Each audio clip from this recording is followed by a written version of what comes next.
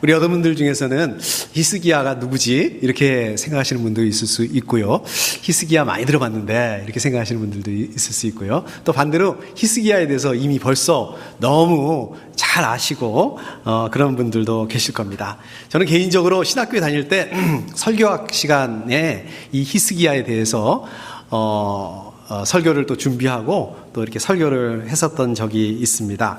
물론 오늘 말씀하고는 좀 다르게 준비를 했었고, 또 그때는 본문 말씀도 오늘 말씀 이 열왕기 하하고 이렇게 평행이 된다고 할 수 있는 역대하 말씀을 가지고 준비했었습니다. 그래서 그런지 모르겠지만 저는 이렇게 늘 히스기야 하면 좀 왠지 이렇게 친근감이 있고 벌써 한번 만나본 적이 있는 것 같기도 하고, 또 하여튼 그러한 그 성경의 인물이기도 합니다. 자, 우리 그러면 히스기야는 누구일까요? 누구죠, 히스기야? 어떤 분들은 히스기야 하면 원래 하나님께서 히스기야 너 죽을 거다 이렇게 얘기를 했는데, 그냥 그 말을 듣고서 이 벽을 바라보고 하나님께 기도해가지고 15년을 더 이렇게 연장받았다, 이제 이렇게 기억하시는 분들도 있습니다. 맞습니다. 그 사람이 바로 이 히스기야죠.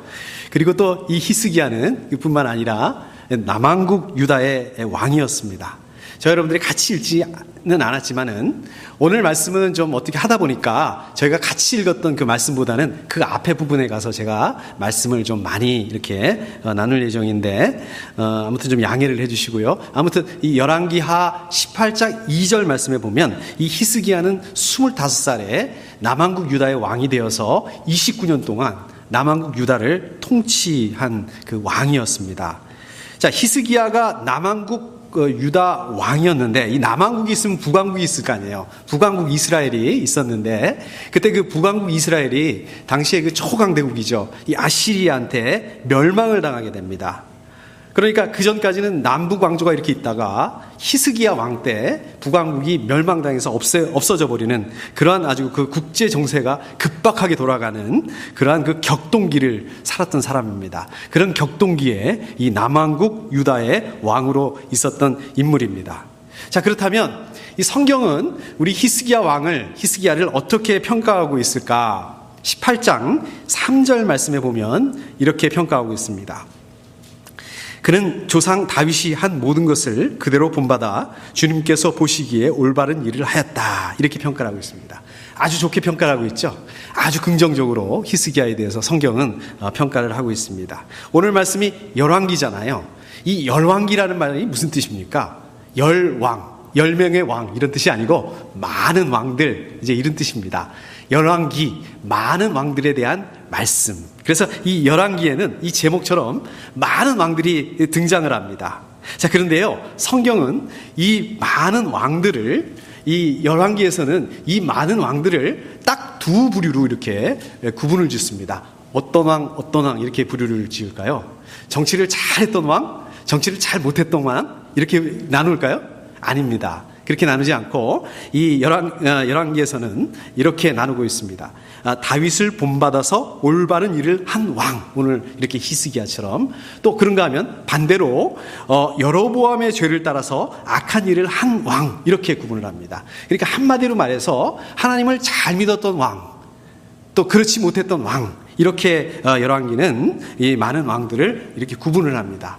자, 그런데요, 유다 왕이 대략 한 20명 정도 되는 것 같은데, 대부분의 왕들이 오늘 히스기야처럼 이런 평가를 받지 못하고 여로보암의 죄를 따라서 악한 일을 한 왕, 이렇게 평가를 받습니다. 오늘 히스기야처럼 이렇게 평가를 받았던 사람이 딱 3사람밖에 없습니다.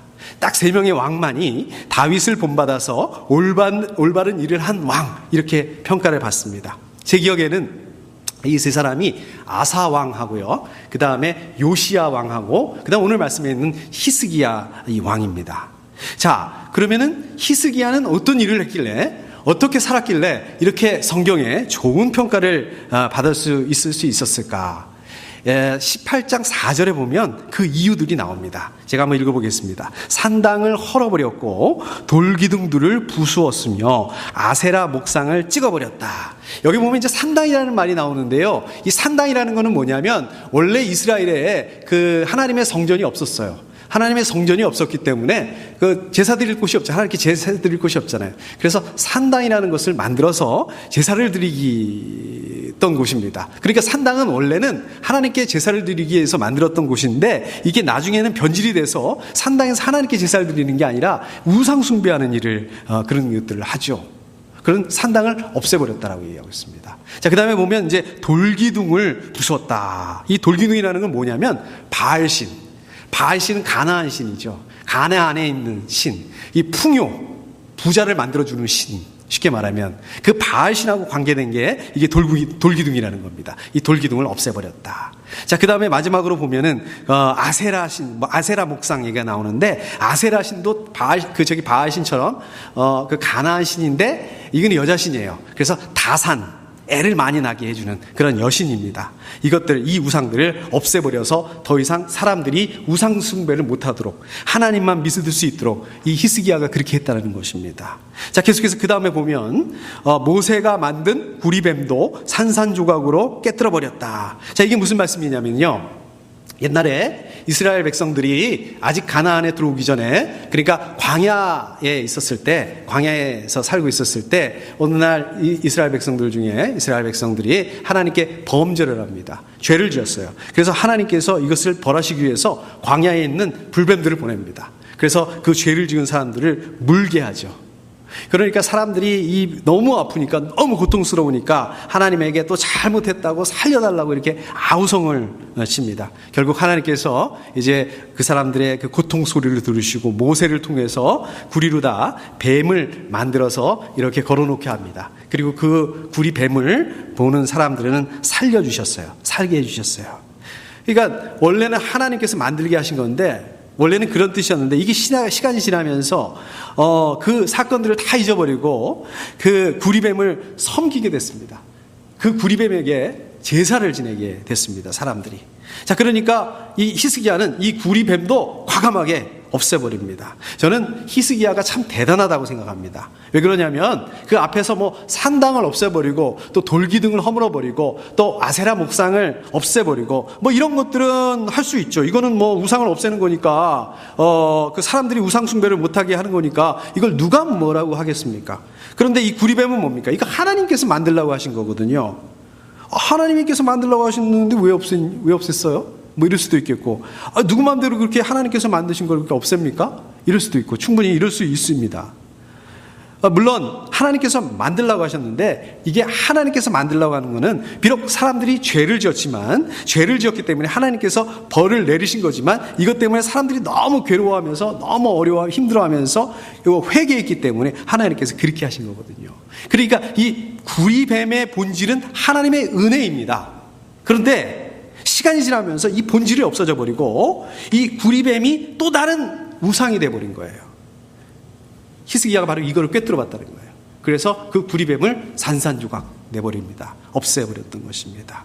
자, 그 다음에 또 하나를 보면 열왕기 18장 5절을 말씀을 보면 그는 주님이신 이스라엘의 하나님만을 신뢰하였는데 유다 왕 가운데에는 전에도 후에도 그만한 왕이 없었다. 그러니까 히스기야가 하나님만 믿고 의지했는데 다른 어떤 왕들보다 그 이전에 히스기야 이전에 다른 어떤 왕들보다 하나님을 더 의지했다, 이런 말씀입니다. 그러니까 이거는 히스기야가 역대 왕들처럼 역대 그 이전의 왕들처럼 막 이집트니 아시리아니 이런 이방 강대국을 의지하지 않았다는 말씀입니다. 다른 유다 사람들처럼 유다 사람들 사이에 만연해 있는 그러한 그 잘못된 그 인습 같은 거, 거기에 얽매이지 않았다는 것입니다. 히스기야는 전적으로 하나님만 의지했다, 그런 말씀입니다. 18장 7절을 보니까 어디를 가든지 주님께서 그와 같이 계심으로 그는 성공했다. 그러니까 히스기야가 뭘 하든지 하나님께서 함께 하셨기 때문에 히스기야는 성공했다, 성공할 수밖에 없었다, 지금 이런 말씀입니다.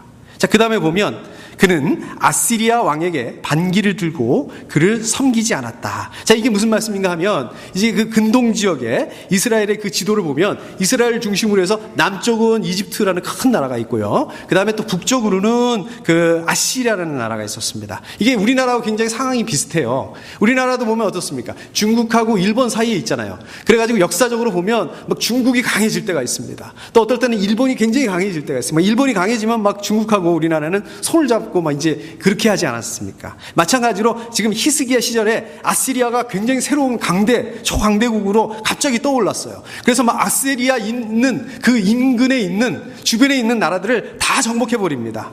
거기다가 아시리아는 여러분들 잘 아시다시피 이게 세계사 책에도 나오는 그 민족이에요. 그 나라예요. 역사적으로 아주 잔인한 걸로 유명한, 잔인하게 상대방을 정복하고 상대방을 이게 죽이는 그런 민족으로 유명합니다.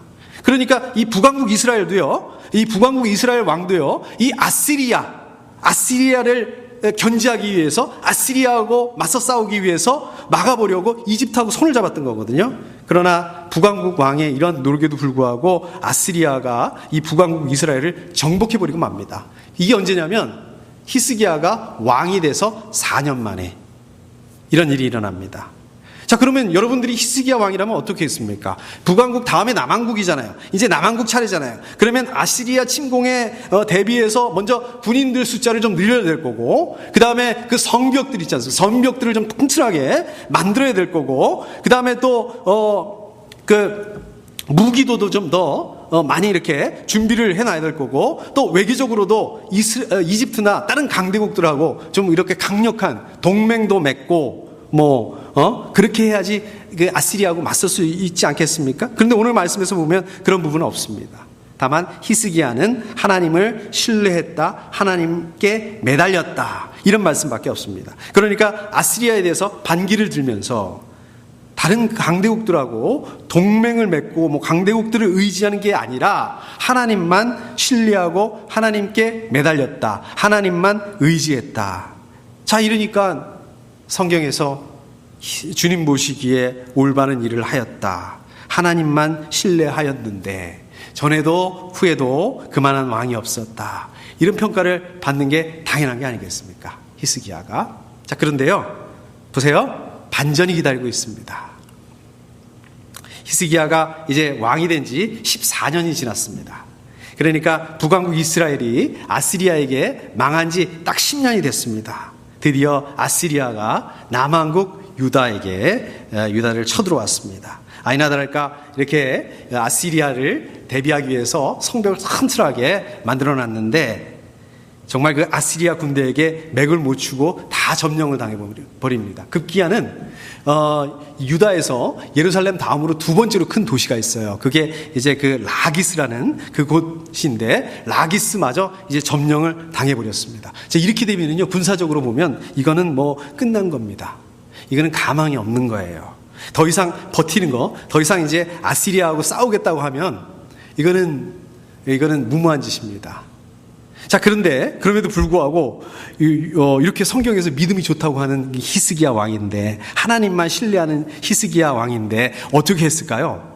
당연히 하나님께 나아가서 이 상황을 가지고 부르짖고 또 다른 백성들에게 자, 우리 같이 기도하자, 믿음으로 똘똘 뭉쳐서 백성들이 믿음으로 하나가 돼서 아시리아의 침략을 이겨내고야 말았다, 이렇게 돼야 될 거 아니겠습니까? 당연히 그 히스기야의 그 믿음의 그 모습, 아시리아 왕의 그 위협 앞에서도 굴복하지 않고 당당하게 믿음으로 이겨내는 모습, 저 여러분들이 히스기야에 대해서 기대하는 모습이 그런 모습이 아니겠습니까? 그런데요, 18장 14절에 보니까 이렇게 돼 있습니다. 우리가 잘못하였습니다. 철수만 해주시면 요구하는 것은 무엇이나 드리겠습니다. 자, 지금 이게 히스기야가 하나님에게 하는 얘기가 아니에요. 아시리아 왕한테 하는 얘기예요. 조그만 나라가, 우리처럼 이렇게 조그만 나라가 이렇게 당신들처럼 큰 아시리아, 감히 이 대국에게 싸우려고 이게 맞섰다는 이 자체가 정말 잘못한 것입니다. 우리가 잘못했습니다. 제발 지금 점령하신 그 성읍들을 우리에게 돌려주시고 그냥 돌아가 주시면 원하는 거는 우리가 뭐든지 다 드리겠습니다. 이렇게 얘기를 했습니다. 자, 자, 그랬더니 아시리아 왕이 기다렸다는 듯이 엄청난 양을 요구를 합니다. 제가 요거를 요즘에 우리가 하는 그 무게 단위로 바꿔보니까 은을 10톤을 달라고 그래요. 금을 1톤을 달라고 그래요. 이거 어마어마한 양이죠. 우리가 금 보통 따질 때 그람으로 따지지 않습니까? 근데 이거를 1톤. 이야, 은 10톤. 그 자동차 무게가 얼마나 됩니까? 그게 아마 1톤이 안 될 거래요. 예? 그러니까 이 엄청난 양의 많은 이거를 어디서 갑자기 구하겠습니까? 그 성경에 나오지는 않았지만은 아마 그냥 사람들에게 세금이다 뭐다 해서 박박 긁어 모았을 거예요. 근데도 안 되는 거예요. 18장 15절을 보니까 히스기야는 주님의 성전과 왕궁의 보물 창고에 있는 은을 있는 대로 다 내주었다. 하다 안 되니까 결국은 하나님의 성전에 있는 은까지, 하나님의 성전 안에 두었던 그 은까지 다 갖다 내준 거예요.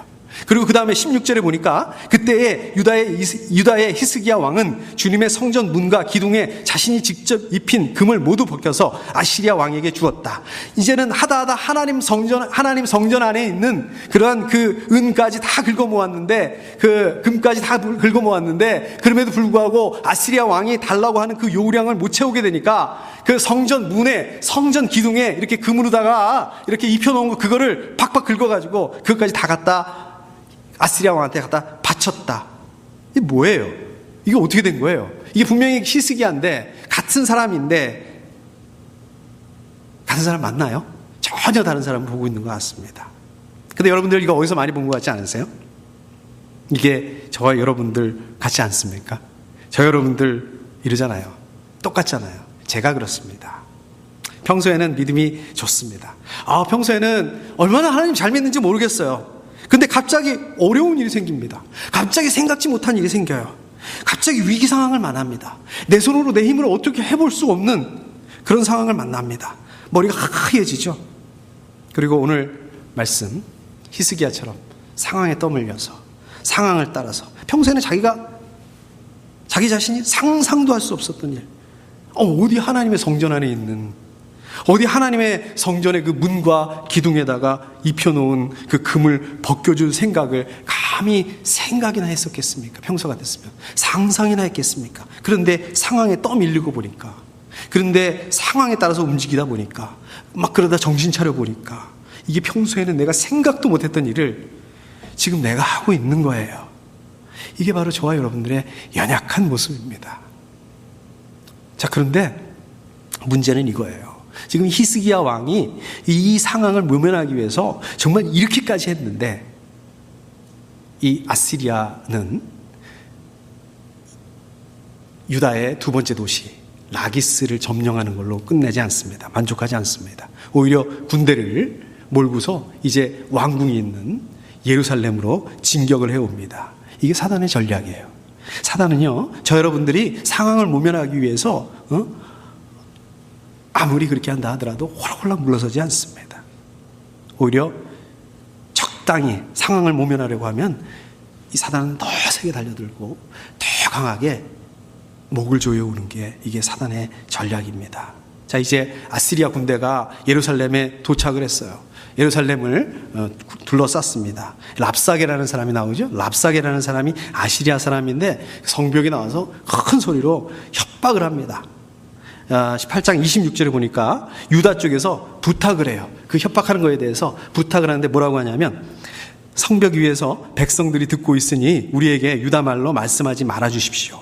이 종들에게 시리아 말로 말씀해 주세요. 이게 무슨 말씀이냐면, 지금 그 아시리아 사람이 협박하는 거를 듣고 있다가 겨우 한다는 말이 부탁하는 거예요. 지금 우리 백성들이, 유다 백성들이 듣고 있으니까, 그렇게 되면 이 유다 백성들이 동요할 수 있으니까 이 사람들이 알아들을 수 있는 유다 말로 하지 말고 이 사람들이 못 알아듣는 시리아 말로 해달라는 거예요. 여러분 어떻습니까?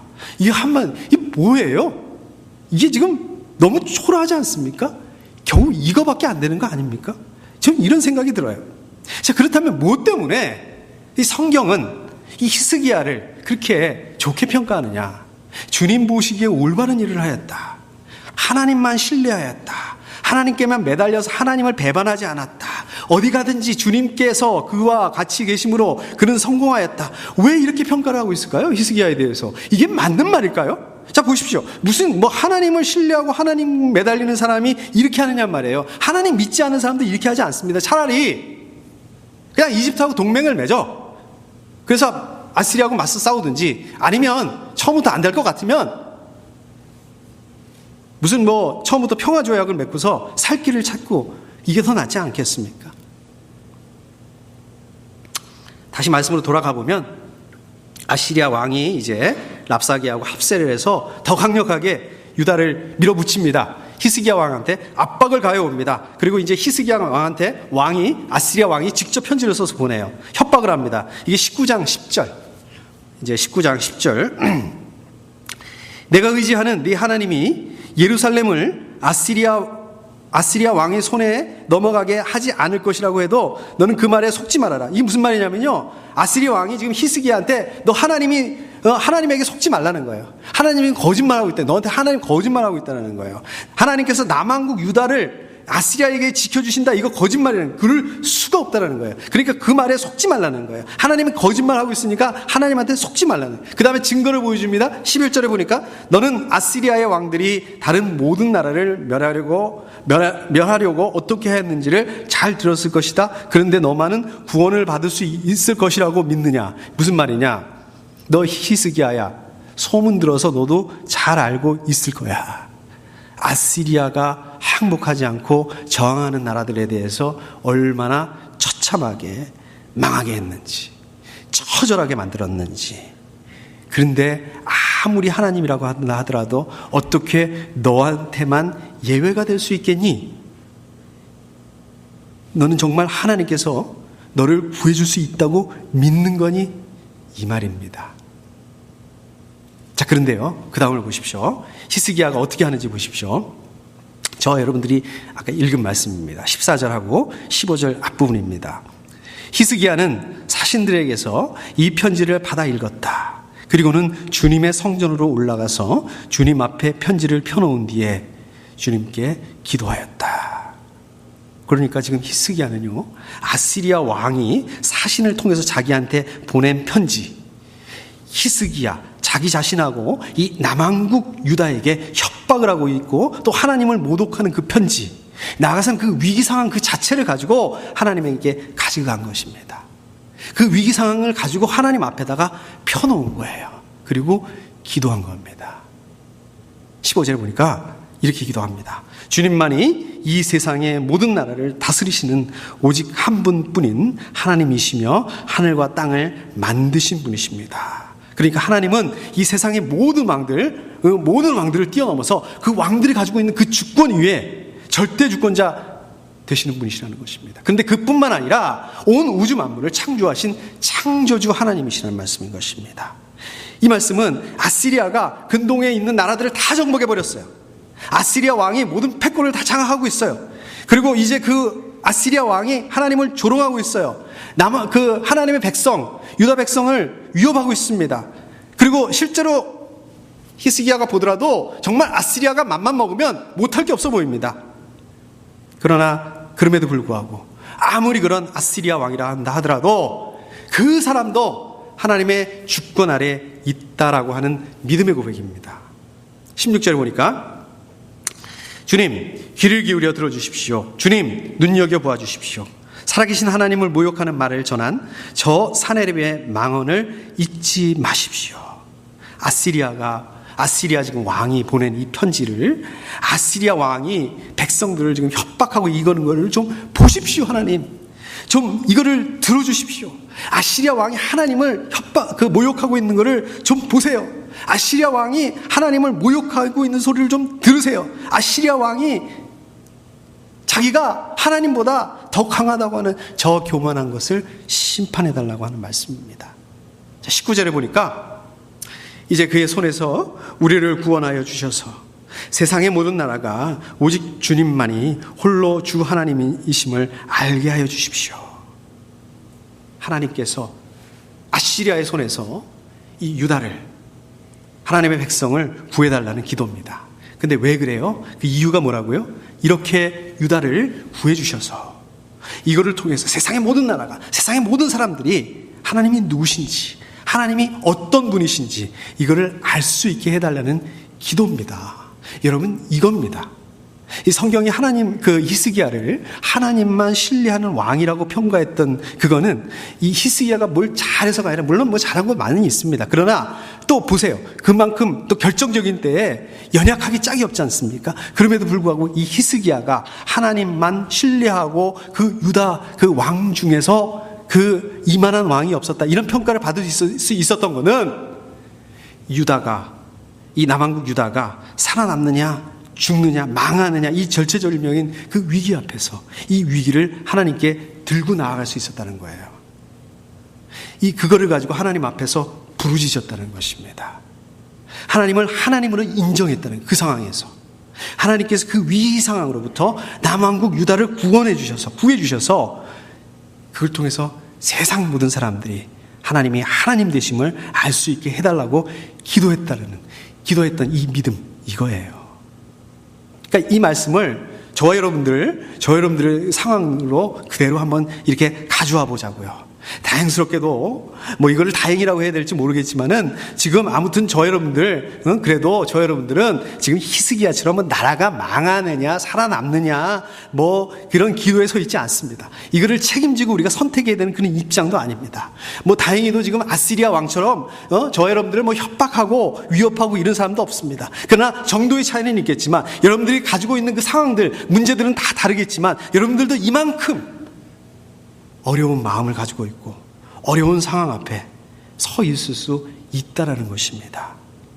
그래서 여러분들도 이 오늘 말씀 히스기야가 했던 것처럼 그냥 상황에 떠밀려가지고 이 어려운 상황을 모면해보자.